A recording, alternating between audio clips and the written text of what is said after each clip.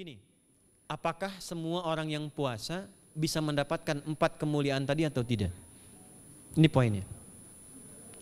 4 itu kalau digabungkan jadi takwa namanya. Singkatnya, apakah semua orang puasa pasti bertakwa? Ya, tanyakan Al-Quran. Apa jawaban Allah di Al-Quran? Dijawab langsung di ayat Siyam. Al-Baqarah ayat 183. Ya ayyuhalladzina amanu kutiba alaikumus kama kutiba alal ladzina min la'allakum.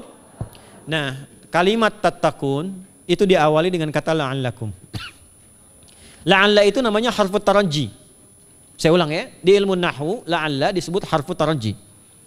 Al-Imam As-Suyuti berkomentar begini.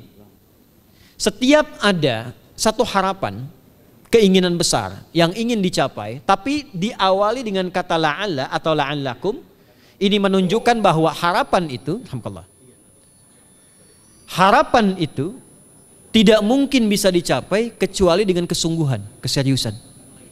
Jadi ketika Allah menutup kalimat puasa, ayat puasa dengan kata la'allakum, seakan memberi kesan tidak semua orang puasa akan mendapatkan kenaikan takwa dan jaminan 4 kemuliaan tadi kecuali orang yang serius puasanya, orang yang sungguh-sungguh puasanya. Karena itulah untuk menunjukkan kesungguhan itu, bagian terakhir kita, Nabi memberikan 3 amalan utama. Saya akan bacakan dengan cepat 3 amalan utama yang dikuatkan oleh beliau kepada para sahabat sebelum tiba Ramadan dan sampai sekarang menjadi kurikulum Ramadan Nabi. Jadi kalau ibu bapak ingin mengeluarkan kurikulum Ramadan Nabi, nanti bikin agenda saat Ramadan ya, supaya nggak pusing nanti kalau masuk hari pertama apa yang dikerjakan, hari kedua apa yang dikerjakan, subuh apa, siang apa, sore apa. Cuman nanti saya berikan 3 yang pokok ini. Ada 3. 1, meningkatkan sholat. Saya ulang ya, meningkatkan apa? Sholat. Kalau meningkat secara singkatnya berarti bertambah dari yang sekedar fardu, tambah dengan apa? Sunnah. Maka dari sekarang keluarkan semua jenis sholat-sholat sunnah. Keluarkan dari sekarang apa saja, siang dan malamnya. Yang rawatib ada berapa rawatib? Rawatib 12. Ya, rawatib itu yang melekat dengan sholat fardu dan menentukan untuk memperbaiki sholat fardu. Menambah, jadi kalau kurang khusyuk ditambah dengan sunnahnya disebut rawatib. Bisa sebelum, bisa setelah sholat fardu. Ada 12 dari hadis Nabi SAW. Man shalla isnatai asyrata rak'atan, siapa yang sholat 12 rakaat fi yaumin wa lailatin, yang mengiringi sholat fardu siang dan malam, ya, bunyalahu bihinna baitun fil jannah, maka akan dibangunkan baginya satu rumah di surga kalau konsisten menunaikan 12 itu sampai meninggal dunia. Sahabat yang mendengar itu mengatakan kompak semuanya, sejak mendengar hadis itu kami usahakan istiqomah sampai meninggal tidak meninggalkannya. 12 itu 2 sebelum subuh, cepat. 4 sebelum zuhur, 2 setelah zuhur, 2 setelah maghrib, 2 setelah isya. 2 rakaat sebelum subuh, 4 rakaat sebelum zuhur. Kalau nggak bisa 4 rakaat karena terbatas waktunya, boleh 2 rakaat khusus untuk sebelum zuhur. Kalau nggak bisa 4, boleh berapa? 2. Dalilnya hadis Ibnu Umar radhiyallahu taala anhuma. Kata beliau, hafidtu asyra rakaatin, saya hafal 10 rakaat dari Nabi sallallahu alaihi wasallam salat sunnah. Maka menyebutkan sebelum zuhur 2 rakaat. Baik, jadi 12 ya, 2 sebelum subuh, 4 sebelum zuhur, 2 setelah zuhur, 2 setelah maghrib, 2 setelah isya. Ini yang disebut dengan rawatib. Jamak dari kata ratib. Di luar ini mutlak. Mutlak ini ada yang berdampingan dengan salat fardu, ada yang terpisah. Contoh yang berdampingan, 4 rakaat sebelum asar. 4 rakaat ini bukan disebut rawatib, tapi salat mutlak. Cuma waktunya berdampingan dengan salat fardu. Jadi dia nggak memengaruhi salat fardu, cuma punya keutamaan sendiri.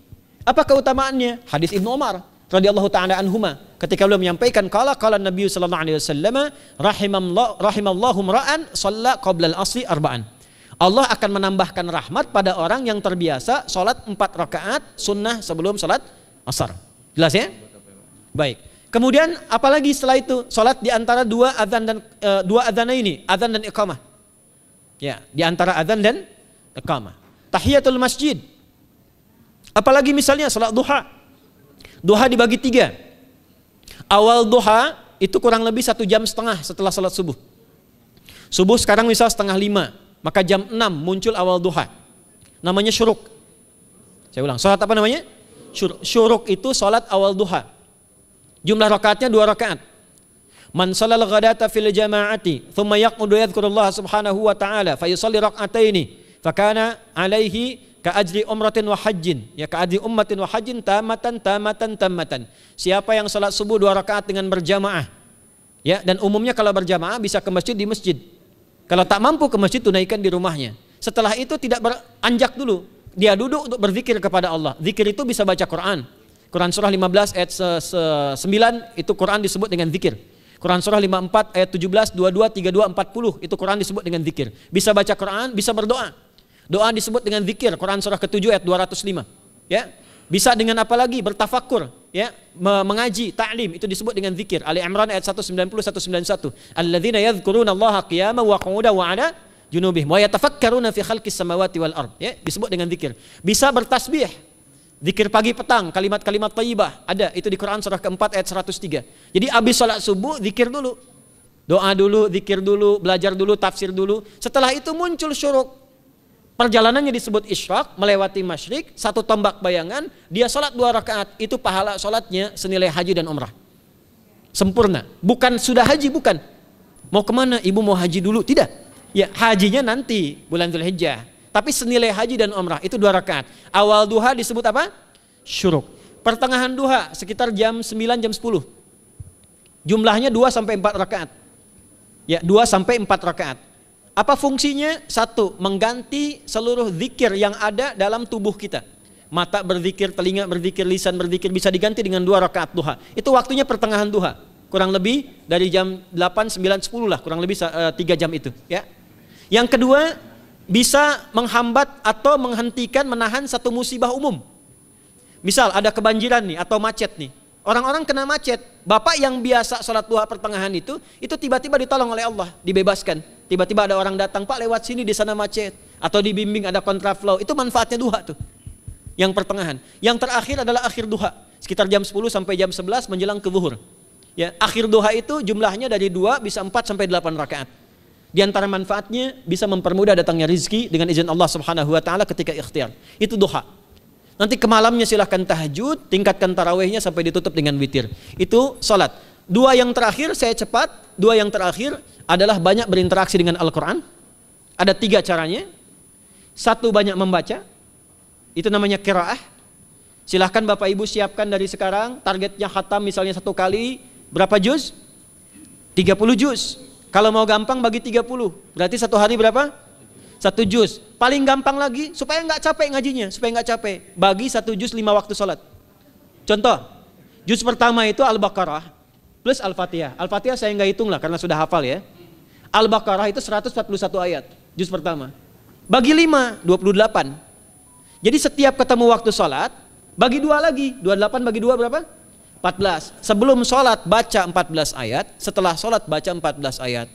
Itu 14 ayat tuh paling-paling nggak nyampe 5 menit Bu Pak. Kalau investasi 10 menit setiap waktu sholat, bagi 2 kita baca 14 ayat, itu insya Allah selesai Ramadan khatam Quran. Itu udah rumus. Ya, tidak cukup dengan amin, siapkan dari sekarang. Siapkan. Ya. Kemudian mengkaji, kajian, tilawah. Itu tilawah itu di hadis Muslim pahalanya banyak. Ya, majtama'a qaumun fi baitin min buyutillahi. Ya, kita ngajinya Quran hadis ya, biar ya, lebih kuat dalilnya. Majtama'a qaumun fi baitin min buyutillahi yatsluna kitaballahi wa yatadarasuna fima bainahum. Ya, siapa yang bisa tilawah Quran, ngaji, tafsir, keluarkan misalnya untuk Ramadan 10 hari saya pengen tahu Al-Fatihah. Itu ketika dilakukan punya 4 keutamaan. 1, ghasyiyatuhum rahmah. Selama ngaji rahmat Allah dibentangkan. Kalau pengen doa cepat dikabulkan, kalau istighfar diampuni. Yang kedua, awas ini nazalat alaihimus sakinah, diberikan ketenangan dalam jiwa. Bapak Ibu pengen di rumah tangga nyari sakinah, isi dengan Quran di rumah. Amalan terakhir infak. Ya, hadisnya dari Ibnu Abbas, an Ibnu Abbas radhiyallahu taala anhuma, qala, ya, beliau mengatakan kana Nabi sallallahu alaihi wasallam ajwadan nas wa ajwadu ma yakunu fi Ramadan. Adalah Nabi sallallahu alaihi wasallam itu orang yang sangat luar biasa dermawan dan lembut. Dan bertambah dermawan lagi ketika tiba Ramadan. Apa yang dilakukan Nabi? Mensupport sahabat, siapapun yang punya anggaran untuk infak, disiapkan sebelum Ramadan. Jangan berpikir banyak Bu. Yang penting ada anggaran, 30 ribu nggak ada masalah. Setiap hari 1000, tidak harus uang, makanan. Pernah dengar hadis ini nggak? Siapa yang memfasilitasi bukaan orang puasa walaupun dengan sebiji kurma dan sehirup air, maka dia mendapatkan pahala seperti orang puasa itu tanpa dikurangi sedikit pun. Ada? Hadisnya sahih di At-Tirmidzi. Tapi bukan berarti nyari kurma ke Tanah Abang setiap hari satu. Terus minumnya satu sedotan aja ganti-ganti. Ya, maksudnya apa? Yang paling minimal kita bisa keluarkan. Itu pahalanya 700 kali lipat dikali 10. Paling standar. 700 kali itu standar biasa di hari ini. Dalilnya Al-Baqarah ayat 261 yang dibacakan Adinda tadi kita itu. Ramadan kali 10 lagi. Maka dari itu disiapkan dari sekarang untuk infak. Kalau kami di desa itu, ibu saya selalu kalau Ramadan itu RT-nya setiap rumah. Ini untuk bukaan hari ini rumah A, rumah B, rumah C. Bukaan besok rumah A, rumah B, rumah C. Boleh tuh di PWM Pak dipraktikkan. Ya, misalnya anggota perserikatan siapa dikasih kesempatan. Mungkin nanti yang lain kurmanya, yang ini misalnya jeruknya, yang ini ininya. Setiap ada bukaan ya kirim ke yatimnya, ya kemudian ke pondok-pondok asuhan Muhammadiyah yang tadi disebutkan sekian ribu itu, cari pahala. Ya, saya kira itu yang bisa saya sampaikan sampai dengan batas waktu yang diberikan. Semoga bermanfaat dan semoga Allah Subhanahu wa taala memberikan kemuliaan kepada kita semua, kesehatan. Dan saya yang terakhir saya ingin sampaikan doa penting. Tolong hafalkan doa ini. Dan ini doa yang diajarkan Nabi menjelang Ramadan supaya mendapatkan kesehatan, kekuatan, keselamatan untuk beribadah saat Ramadan. Hadisnya di At-Tirmidzi nomor hadis 3254. Qala, langsung saja qala Nabi sallallahu alaihi wasallam. Allahumma ahillahu alaina bil yumni wal iman was salamati wal islam rabbi wa rabbukallah. Nah, itu tolong nanti dihafalkan, tadi sudah direkam, dibimbing. Nanti ketika ditetapkan masuk awal Ramadan, bacakan itu. Ya Allah, anugerahkan awal Ramadan kepada kami dengan ketenangan, kedamaian, kekuatan iman, keselamatan, sehat, nggak sakit sampai selesai puasanya, diberikan kekuatan untuk ibadah dalam keislaman dan diikhlaskan hanya karena Allah Subhanahu wa taala. Subhanakallahumma wa bihamdika nasyhadu an la ilaha illa anta nastaghfiruka wa natubu ilaik wa akhiru da'wana anil hamdulillahi rabbil alamin wal 'afu minkum fastabiqul khairat. Assalamualaikum warahmatullahi wabarakatuh.